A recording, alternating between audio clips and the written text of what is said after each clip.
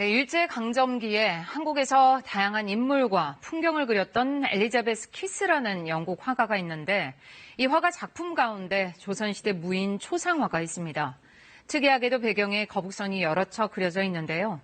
다른 특징들도 그렇고 이 초상화의 주인공이 이순신 장군일 거란 해석에 무게를 실어주고 있습니다. 김석 기자가 취재했습니다.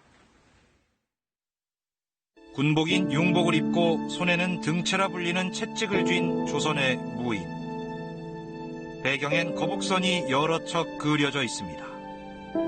이 초상화를 그린 사람은 일제강점기에 한국을 여러 차례 방문한 영국 화가 엘리자베스 키스. 재미교포 수집가 송영달 씨가 최근 키스의 조카로부터 실물을 입수해 전문가의 감정을 거친 결과 이순신 장군의 모습일 가능성이 크다는 분석이 나왔습니다. 근대 한국화가 이상범 화백이 그린 이순신 초상화와 구도와 자세 등이 똑같다는 점. 이상범 화백은 생전 당시까지 전해오던 초상을 직접 봤다면서 얼굴에 살도 붙이고 수염도 힘있게 붙여 그렸다고 증언한 바 있습니다. 우리 조선에 들어와서 어떤 그림을 보고 혹은 어떤 모델을 놓고 그림을 그렸다라고 했을 경우에 청년 이상범 선생님 그림과 그렇게 같을 수는 불가능하거든요. 다른 근거는 거북선. 조선시대 초상화 중 거북선을 배경으로 한 다른 그림이 없습니다. 마르고 야윈 얼굴이 이순신 표준 영정보다 역사적 사실에 더 부합한다는 점도 중요한 근거입니다. 당시에 존재했던 그 고난받고 고난을 극복하려고 하는 한 사람의 모습이 어떻게 보면 그대로 담겨 있거든요. 이 그림은 이순신 장군의 초상을 실체에 더 가깝게 복원하는 데 기묘한 자료가 될 것으로 보입니다. KBS 뉴스 김석입니다.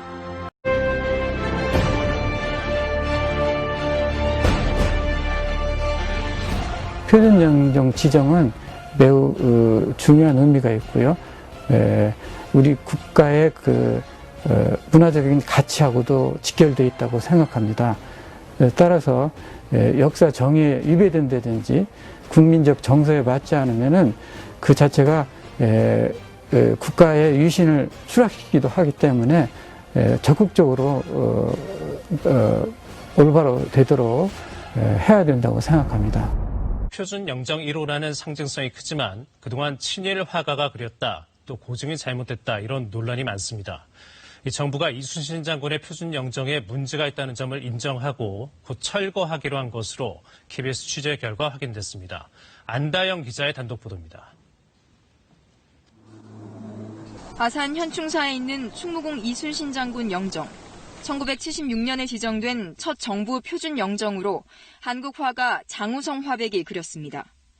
하지만 장 화백의 친일 행적이 드러나고 영정 속 복식 고증이 엉터리라는 지적까지 나오면서 논란이 끊이질 않고 있습니다.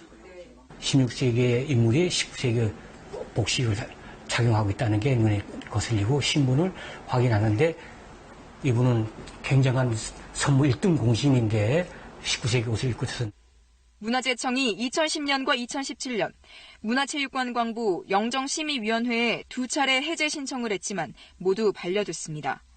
화가의 행적은 심의 규정에 없고 고증 오류는 인정하지만 표준영정 해제 시 사회적 혼란이 생길 수 있다는 이유였습니다. 하지만 10년 넘게 이어져 온 논란은 이제 종지부를 찍을 전망입니다.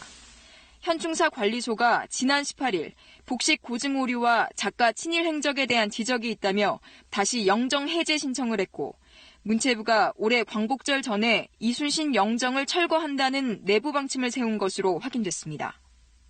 지난해 말 영정심의 규정에 복식과 용모, 사회 통념을 추가해 명확한 교체 근거를 마련한 만큼 7월 중 영정심의위원회를 열어 지정 해제 절차를 마친다는 겁니다. 이렇게 되면 이순신 영정은 바뀌게 됩니다. 실제로 표준 영정을 교체한 사례도 있습니다.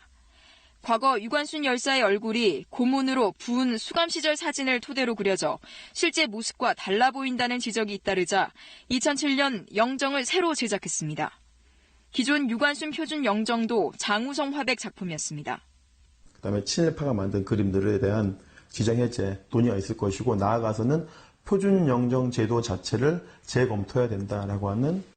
정부가 지정한 표준 영정 98점 가운데 친일 행적이 밝혀진 화가 3명이 그린 영정은 모두 14점입니다. KBS 뉴스 안다영입니다.